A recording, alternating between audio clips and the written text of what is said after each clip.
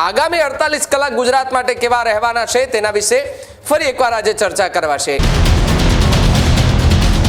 અમદાવાદમાં કાલ સાંજ સુધીમાં સારો એવો વરસાદ જોવા મળશે। આ સિસ્ટમમાં પણ દક્ષિણ ગુજરાત અને મધ્ય ગુજરાતના કેટલાક ભાગોમાં સારો વરસાદ પડ્યો। ઉત્તર ગુજરાત અને કચ્છને લઈને આપનું શું માનવું છે? અને હું માનું છું કે 8-10 ઇંચ વરસાદ થઈ શકે છે। એ કાલનો દી બહુ જોરમાં રહેવાની છે, ભલે એ વેલમાં લો પ્રેશરમાં ફેરવાઈ જાય। 48 કલાક હજુ પણ ગુજરાત માટે અતિ ભારે છે।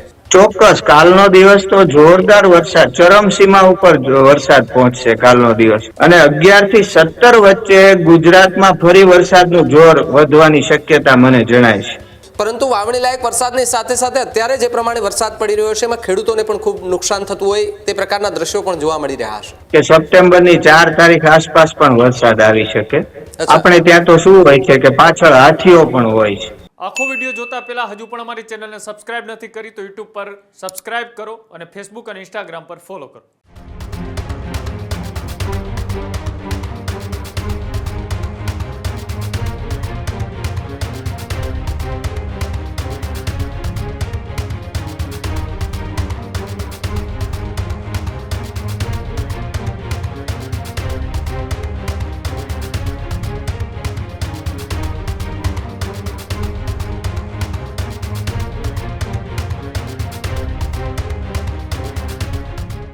તો હવે સમાચારોમાં વાત કરીએ વરસાદને લઈને। તો વરસાદને લઈને હવામાન નિષ્ણાંતો અને આગાહીકારો જે પ્રમાણે આગાહી કરી રહ્યા હતા એ જ રીતે દક્ષિણ ગુજરાતમાં ફરી એકવાર મેઘો અનરાધાર વરસી રહ્યો છે અને એમાં પણ સુરત, નવસારી, વલસાડ અને આજે વાત કરીએ તો નડિયાદ એ સહિતનો જે વિસ્તાર છે ત્યાં ભારે મેઘખાંગા જેવા દ્રશ્યો સામે આવ્યા છે।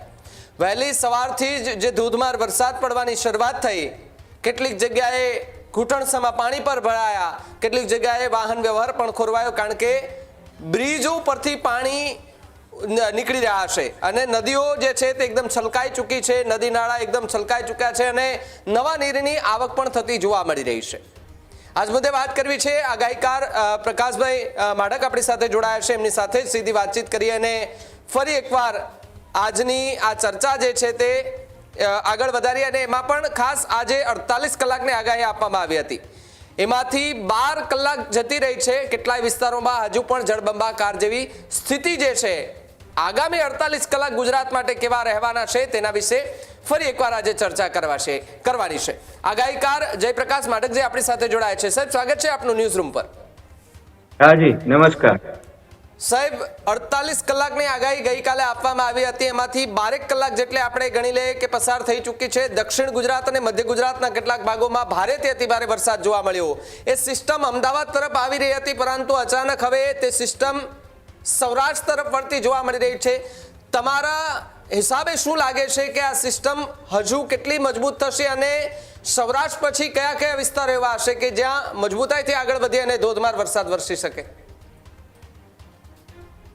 મારું એવું માનવું છે કે હજુ અમદાવાદ તરફ આવશે અને અમદાવાદમાં કાલ સાંજ સુધીમાં સારો એવો વરસાદ જોવા મળશે અને ઝડપથી વરસાદ આવે એ પ્રકારનો વરસાદ પણ જોવા મળશે। બાકી સૌરાષ્ટ્ર તરફ વળી છે એટલે સૌરાષ્ટ્રમાં તો વરસાદ આવવાનો જ છે। એમાં ખાસ કરીને ભાવનગરમાં વરસાદ આવે એવી શક્યતા છે। જી ભાઈ, સાહેબ, દક્ષિણ ગુજરાતની આપણે વાત કરીએ। દક્ષિણ ગુજરાત અને ત્યાંથી આ ફરી એક આની પહેલાની જે સિસ્ટમ બની હતી એ પણ દક્ષિણ ગુજરાતમાં સારો વરસાદ વરસાવીને ગઈ। આ સિસ્ટમમાં પણ દક્ષિણ ગુજરાત અને મધ્ય ગુજરાતના કેટલાક ભાગોમાં સારો વરસાદ પડ્યો। ઉત્તર ગુજરાત અને કચ્છને લઈને આપનું શું માનવું છે? જી જી, આગળ ઉપર હું એમ માનું છું કે આ સુરતમાં વરસાદ થઈ ગયો છે પણ હજુ વડોદરા, અમદાવાદ, પંચમહાલ, ભાવનગર, બોટાદ, ખેડા અને આણંદમાં પણ જોરદાર વરસાદ થશે અને હું માનું છું કે 8-10 ઇંચ વરસાદ થઈ શકે છે અથવા કોઈ જગ્યાએ 12 ઇંચ પણ થઈ શકે છે। એટલે સુરત, ભરૂચ, નર્મદા, તાપી, ડાંગમાં વરસાદ દેખાય છે. હા ભાઈ, હજુ વરસાદ થવાનો છે. અને પછી આગળ ઉપર કાલે ઉત્તર ગુજરાતમાં પણ આવશે. 1 તારીખથી ઉત્તર ગુજરાતમાં વધશે. સાબરકાંઠા, બનાસકાંઠા, વાવ, થરાદ બધે આવવાનો છે. હા, એમાં શું છે કે પેલું ડિપ્રેશન તો ધીમે ધીમે વેલમાર્કમાં ફેરવાઈ જશે. હા, પણ એ છે ને હજુ વરસાદ લાવશે, કેમ કે બીજી કેટલીક સિસ્ટમો છે અને એને કારણે શિયર ઝોન છે, એટલે એમાં શું ભેજ એક જગ્યાએ એકઠો થઈ જાય. પછી એક સાયક્લોનિક સર્ક્યુલેશન છે મધ્યપ્રદેશ અને મધ્યપ્રદેશના ઉત્તરી ભાગમાં ને એને અડેલા પૂર્વી રાજસ્થાન ઉપર એક સાયક્લોનિક સર્ક્યુલેશન છે, એક ઓફશોર ટ્રફ છે દક્ષિણ ગુજરાત તરફ, સુરત તરફ. તો એને લીધે એને અડેલા મધ્યપ્રદેશ અને પૂર્વી ગુજરાતમાં હજુ વરસાદ આવે એમ છે. અને આ સિસ્ટમ હજુ નબળી પડવાની નથી. એ કાલનો દી બહુ જોરમાં રહેવાની છે. ભલે એ વેલમાર્ક લો પ્રેશરમાં ફેરવાઈ જાય, પણ આ વરસાદ તીવ્ર રીતે હજી આપવાની છે. એટલે હજુ કાલે ઘણી જગ્યાએ વરસાદ થશે. એમાં તમે કહો છો એમ કચ્છમાં પણ થઈ જશે. એમાં કાલે નહીં થાય તો પરમ દિવસે થશે. જતા જતા એ કચ્છમાં આપણે એવું માની લઈએ કે 48 કલાક હજુ પણ ગુજરાત માટે અતિ ભારે છે. ચોક્કસ કાલનો દિવસ તો જોરદાર વરસાદ, ચરમસીમા ઉપર વરસાદ પહોંચશે કાલનો દિવસ, એવું મારું માનવું છે. હજી કાલનો દિવસ હજી જોરદાર, પછી ધીમે ધીમે અને 3 તારીખે પણ કદાચ યથાવત સ્થિતિ રહે. એમાં થોડો ઘણો ઘટાડો થાય, બહુ કઈ ન થઈ શકે. અને 4 તારીખથી હળવું પડે એવું કદાચ બને. યુરોપિયન એજન્સીઓએ એવો દાવો કર્યો છે, ગુજરાતની અને ભારતની જે એજન્સીઓની સાથે સાથે યુરોપિયન એજન્સીઓએ પણ દાવો કર્યો છે કે 15 તારીખ સુધી, એટલે આવતીકાલથી 15 તારીખ સુધી ગુજરાતની અંદર મજબૂત સિસ્ટમ જે છે તે રહેવાની છે અને આખા ગુજરાતને તરબોળ કરે એવો વરસાદ આવવાનો છે. તમારી આગાહી શું કહી રહી છે? શું ખરેખર 15 તારીખ સુધી આખા ગુજરાતની અંદર મેઘરાજા મહેરબાન રહેશે? હા, જુઓ એમાં એવું છે, ગ્રહોની વાત કરું તો આ સિસ્ટમ ના ગ્રહોની વાત એ છે કે કન્યા રાશિમાં શુક્રનો પ્રવેશ થઈ રહ્યો છે. કન્યા રાશિ દક્ષિણ દિશાની રાશિ છે અને શુક્ર વૃષ્ટિકારક ગ્રહ છે. એટલે દક્ષિણ ગુજરાતમાં જોરદાર વરસાદ પડ્યો છે અને આગળ ઉપર મધ્ય ગુજરાત, ઉત્તર ગુજરાત સુધી વરસાદ પહોંચવાનો છે. હવે તમે જે વાત કરી એની વાત કરું તો 5 ઓગસ્ટ થી બુધ છે કર્ક રાશિમાં આવશે. કર્ક એ જળ રાશિ છે અને ત્યાં કર્ક રાશિમાં ઉચ્ચના ગુરુદેવ બૃહસ્પતિ ઓલરેડી ત્યાં છે જ, અને આરે બુધ આવશે. એટલે બુધ ગુરુ જળ રાશિ કર્કમાં સાથે રહે એટલે એ વૃષ્ટિકારક થઈ જાય. અમે બુધ ગુરુ ભેગા થાય એટલે વૃષ્ટિ કરે, ને એમાં કર્ક રાશિ જળ રાશિ એમાં સાથે એટલે વૃષ્ટિકારક. એટલે દેશમાં 5 ઓગસ્ટ થી 22 ઓગસ્ટમાં સારો વરસાદ જોવા મળે. હવે એમાં પણ હું તમને વાત કરું કે આ બુધ ગુરુ વચ્ચેનું અંતર ઘણું જ ઘટી જવાને લીધે 5 થી 7 ડિગ્રી જેટલું ઘટી જવાને કારણે તારીખ 11 ઓગસ્ટ થી 17 ઓગસ્ટ વચ્ચે બંગાળની ખાડી ઘણી સક્રિય બની જશે અને ત્યાં સિસ્ટમ બનવાની, ગુજરાત તરફ આવવાની, અને 11 થી 17 વચ્ચે ગુજરાતમાં ફરી વરસાદનું જોર વધવાની શક્યતા મને જણાય છે. અને એમાં પણ 11-12 ઓગસ્ટ અને 15 થી 17 ઓગસ્ટમાં દેશમાં અને રાજ્યમાં સારો વરસાદ જોવા મળે આ બુધ ગુરુને કારણે, એવી મારી માન્યતા છે. તો તમે જે એજન્સીની વાત કરી કે હજુ વરસાદનું જોર જોવા મળશે, તો એમાં કઈ ખોટું નથી. હજી અલનીનોની અસર જણાશે નહીં. મને એમ લાગે છે કે 15-17 ઓગસ્ટ સુધી, 22 ઓગસ્ટ સુધી અલનીનોની અસર જણાશે નહીં, આવી મારી માન્યતા છે. જી ભાઈ. જયપ્રકાશજી, એક વાત એ પણ સમજ્યું છે કે આજે કેન્દ્રીય હવામાન વિભાગ દ્વારા એક બીજી આગાહી પણ કરવામાં આવી છે ફ્લેશ ફ્લડની. એટલે કે સંભવિત વિસ્તારો એવા છે દક્ષિણ ગુજરાત અને મધ્ય ગુજરાતના કેટલાક કે જ્યાં ભારે વરસાદના કારણે પૂર જેવી સ્થિતિ પણ સર્જાઈ શકે છે. તમારું અનુમાન શું કહી રહ્યું છે? હા, મને લાગે છે કે અ, તમે જે વિસ્તારો કયા એમાં આવતા 24 કલાકમાં, આગળના 24 કલાકમાં 8, 10 કે 12 ઇંચ, 8-10 ઇંચ વરસાદ થઈ શકે અને ક્યાંક એનાથી પણ વધુ, એટલે એમ માનો ને કે આપણે 12 ઇંચ થઈ શકે, એનાથી પણ વધારે થઈ શકે. એટલે આ જેણે પણ જાહેર કર્યું છે એ સાચી વાત છે. એટલે હું તમને નામ ફરીવાર ગણાવી દઉં: સુરત, ભરૂચ, નર્મદા, તાપી, ડાંગ, વડોદરા, છોટાઉદેપુર, અમદાવાદ, પંચમહાલ, પછી ભાવનગર અને બોટાદમાં પણ વરસાદ થવાની ઘણી શક્યતા, અને ખેડા અને આણંદ. હજી ઉત્તર ગુજરાતની તો વાત નથી, પણ આટલામાંથી ક્યાંક 8-10 ઇંચ થઈ શકે અને 12 ઇંચ ઉપર પણ ક્યાંક ચાલ્યું જાય એવું તમારી વાતના અનુસંધાને હું કહું છું. જી ભાઈ.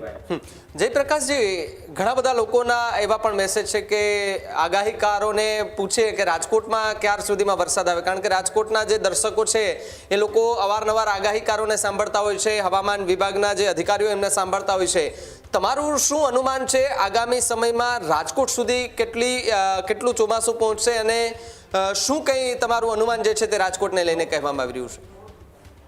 આપણે હમણાં કહ્યું કે સિસ્ટમ છે સૌરાષ્ટ્ર ભણી વળી છે, તો મને એમ છે કે રાજકોટમાં વરસાદ આવી જશે.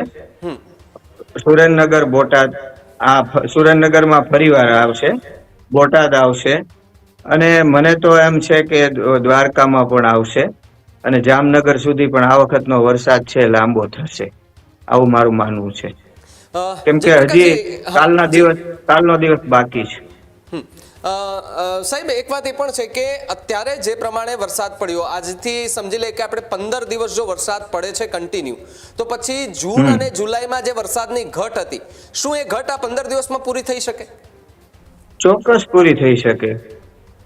હા, એક પાણીની દ્રષ્ટિએ તો પાણી તો પડી જાય, પણ શરૂઆતમાં જે આ નુકસાન થયું હોય, વાવ્યું હોય, એ વાવેતરને નુકસાન થયું હોય, એ બધું તો ન ભરપાઈ થઈ શકે, એમાં તો બીજી વાર ખર્ચો આવ્યો હોય, પણ પાણી તો પડી જશે એવું મારું માનવું છે. જયપ્રકાશજી, ખેડૂતોને લઈને આપનું શું માનવું છે? કારણ કે દક્ષિણ ગુજરાત અને મધ્ય ગુજરાતના ભાગોમાં લગાતાર વરસાદ પડી રહ્યો છે. ખેડૂતો જે પ્રમાણે વરસાદની રાહ જોઈ રહ્યા હતા કે ભાઈ વરસાદ આવે તો વાવણી થઈ જાય, પરંતુ વાવણી લાયક વરસાદની સાથે સાથે અત્યારે જે પ્રમાણે વરસાદ પડી રહ્યો છે એમાં ખેડૂતોને પણ ખૂબ નુકસાન થતું હોય તે પ્રકારના દ્રશ્યો પણ જોવા મળી રહ્યા છે. હા ભાઈ, તો પતિની કોઈ ગતિ નથી. બહુ વરસાદ આવે એટલે નુકસાન તો થાય જ, પણ પાણી આવે સારું, માણસના મન મોટા રે, આગળ શિયાળામાં પાક સારો આવે. ઓલું અલ નીનોમાં કાંઈ પાણી નહીં આવે ને વરસાદ નહીં આવે ને આપણે બધા ડરી ગયા હતા, તો એની કરતા આ આવ્યો તો ખરો. એટલે પાણી આવે એ સારું, એ વાંધો નહીં. કૃષ્ણ ભગવાને છે ને વરસાદને રોક્યો નહોતો, એને કુદરતના કાર્યમાં વિક્ષેપ નહોતો કર્યો, એને પોતે ગોવર્ધન ઉપાડી લીધો, ગોપીઓને એને બધાને કીધું, ગોવાળિયાઓને, તો નીચે વહી આવો, નકર ઈ તો ભગવાન હતા, ઈ તો ધારે તો તરત રોકી દે ને. પણ વરસાદ આવે અને રોકાય નહીં, અને રોકાય એવી ઈચ્છા ન કરાય, ભલે આવતો. હા, નુકસાન કરે પણ સામે ફાયદો કરે. પાણી બહુ કિંમતી વસ્તુ. જયપ્રકાશજી, એક વાત એ પણ અહીંયા સમજવી છે કે ચોમાસું 15 થી 20 દિવસ આપણે મોડું પહોંચ્યું છે ગુજરાતની અંદર, અને તો જો મોડું પહોંચ્યું છે તો શું એમની વિદાય પણ 15 થી 20 દિવસ ગુજરાતમાંથી મોડી થઈ શકે? હા, એવું બની શકે. હું એમ માનું છું કે આગળના નક્ષત્રો એવા છે કે સપ્ટેમ્બરની 4 તારીખ આસપાસ પણ વરસાદ આવી શકે. આપણે ત્યાં તો શું હોય છે કે પાછળ હાથીઓ પણ હોય છે, એટલે હાથીઓ ઘણી વાર સૂંઢ ફેરવતો હોય છે. તો એ હાથીઓ છે ને, એ ક્યારે છે તમને વાત કરું તો હાથીઓ છે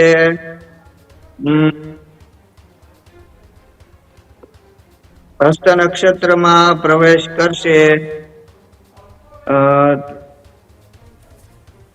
સૂર્ય ઉત્તર ફાલ્ગુનીમાં હસ્ત નક્ષત્ર 27/9 ત્યારે હાથીઓ પણ હુંડ ફેરવી શકે. જો કે એ બહુ દૂર થઈ ગયું, પણ 4 જન્માષ્ટમી આજુબાજુ પણ વરસાદ આવી શકે ખરો.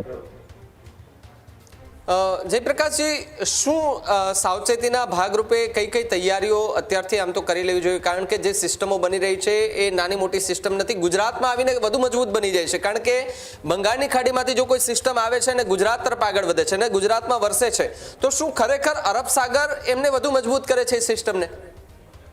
હા, ભેજ આવે ને, ત્યાંથી પણ ભેજ આવી રહ્યો છે. ત્યારે મેં આપને કહ્યું ને કે શિયર ઝોન છે, તો એ શિયર ઝોન છે ને એને કારણે ભેજ એકઠો થઈ જાય છે. એટલે આને નબળું ન પડવા દે, વરસાદની તીવ્રતા છે એ ચાલુ રહે, અને બીજી સિસ્ટમો સાથે હોય એટલે વરસાદની તીવ્રતા, આપણે કાલે વરસાદની તીવ્રતા એટલે જ ચાલુ રહેવાની છે, કારણ કે આ સિસ્ટમ છે એ નબળી તો પડશે, પણ છતાં વરસાદની તીવ્રતામાં કાલે ફેર પડવાનો નથી. તો એમાં આવું બધું સિસ્ટમો કામ કરતી હોય છે. જી ભાઈ, અત્યારે છે ને સિસ્ટમ છે એ ગુજરાત તરફ આવે છે, અને બપોરે 12 વાગે ઇન્દોર થી લગભગ 125 કિલોમીટર દૂર હતી, અને હજી અત્યારે ઘણી નજીક આવી ગઈ હશે.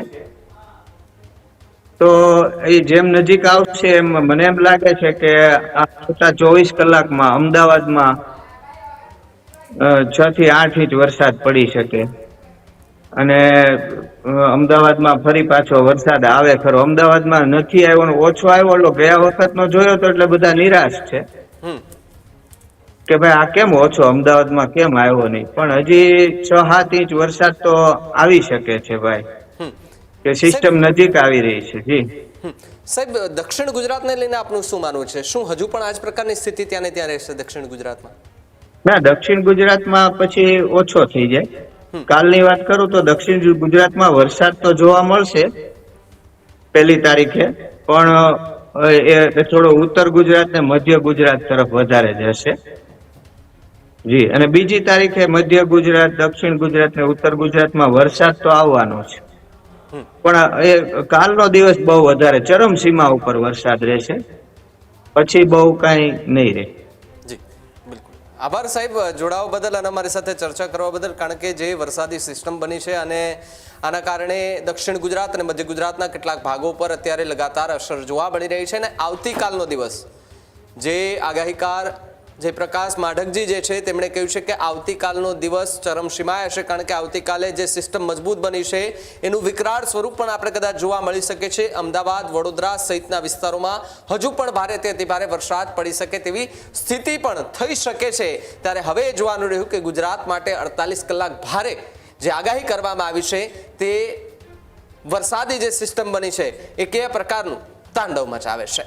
ખેડૂત ભાઈઓ છે ખેતરમાં ડ્રોન ઉડાવતા હોય છે ત્યારે આપણે એક પ્રશ્ન સતાવતો હોય છે કે જે આપણે અત્યાર સુધી જીપીએસ ટેકનોલોજી વાળા ડ્રોન વાપર્યા છે, જેથી કરીને મોબાઈલ ટાવર છે અથવા તો હાઈ ટેન્શન લાઇન પસાર થતી હોય, કોઈ વૃક્ષો હોય, ત્યારે જે જીપીએસ ટેકનોલોજી વાળા ડ્રોન છે એમાં ટકરાય અને ટ્રેસ થાય છે. પણ એગ્રીવન લાવ્યું છે જીએનએસએસ ટેકનોલોજી ડ્રોન, જેથી કરીને એ ડ્રોન છે એ કોઈ જગ્યાએ ટકરાય નહીં, પોતાની રીતે જ ડિસિઝન લે છે અને મૂવ થઈ જાય છે, જેથી કરીને જીએનએસએસ ટેકનોલોજી ડ્રોન છે એ વાપરવાનો આગ્રહ રાખો. ત્યારે જ ન્યૂઝરૂમ ગુજરાતની યુટ્યુબ ચેનલને સબસ્ક્રાઇબ કરો અને ઇન્સ્ટાગ્રામ અને ફેસબુક પર ફોલો કરો. અપડેટ રહો, સત્યની સાથે રહો.